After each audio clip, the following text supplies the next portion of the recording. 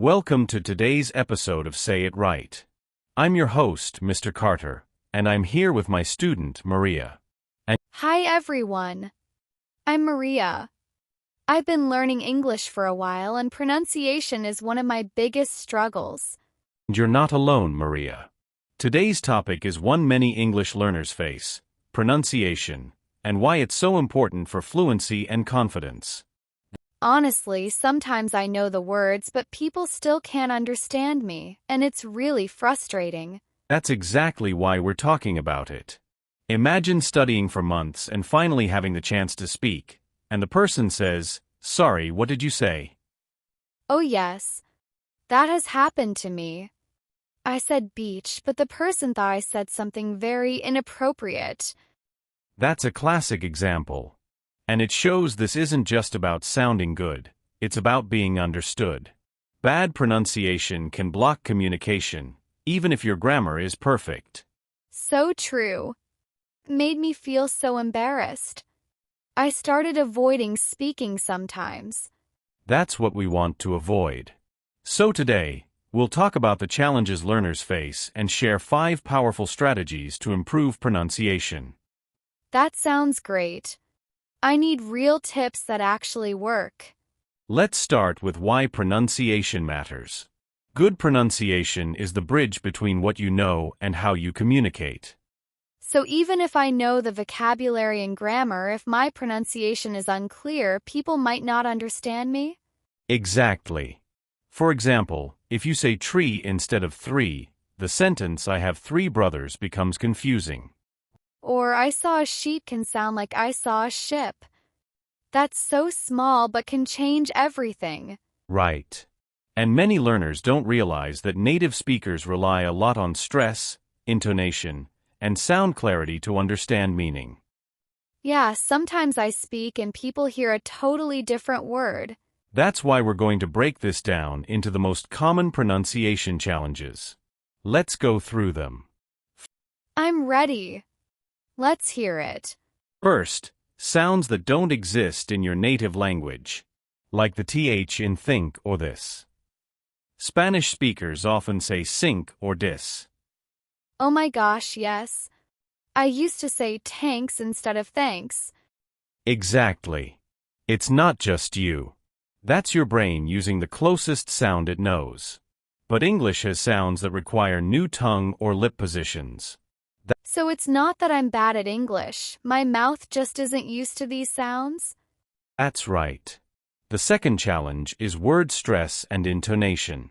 For example, record is a noun, but record is a verb. Wow. I didn't know that stress could change the word meaning. It can. And incorrect stress can make speech sound robotic or hard to follow. The third issue is connected speech. What do you mean by that? Native speakers often blend words. For example, "What do you want to do?" becomes "What do you want to do?" Whoa.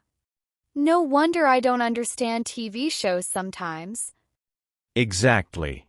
If you speak each word separately, it sounds unnatural. The fourth problem is influence from your first language, what we call L1 interference.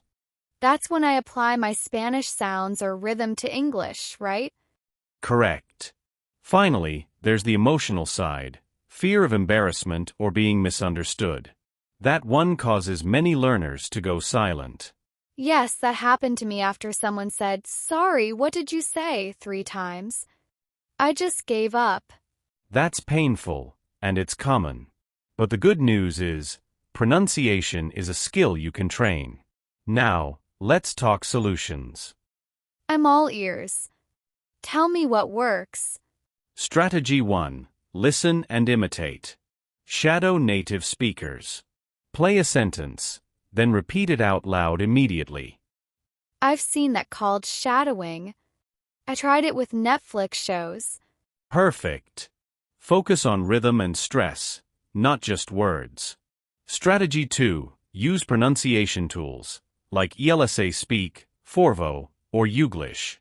I've used Youglish. It helps me hear how real people say words in different sentences. Exactly. Strategy 3. record yourself and compare. Listen to your own speech and find small areas to improve. I hate hearing my voice, but I guess it helps. It really does. You hear things you don't notice while speaking. Strategy 4. Practice with a fluent speaker. Even 10 minutes a week helps. I talk with a language partner on Hello Talk. He helps me fix little mistakes. That's excellent. And the last strategy. Focus on one sound or problem each week. Don't overwhelm yourself. Like only practice the TH sound for a few days? Exactly. Then move to word stress or sentence rhythm. Small steps build fluency. I like that. It feels doable. 1 week, 1 goal. Let's try a quick correction example. Say the word 30. Dirty. Wait, did I say it wrong? Almost. You said dirty instead of 30. Try putting your tongue gently between your teeth. 30. Thir. 30. Oh, I feel the difference now. Much better. That's what deliberate practice looks like. Over time, your mouth will adapt. This gives me hope. It means I can really change my pronunciation. You absolutely can. Remember, the goal isn't a perfect accent. It's clear, confident communication. That's so encouraging. I used to think I had to sound like a native speaker. Nope.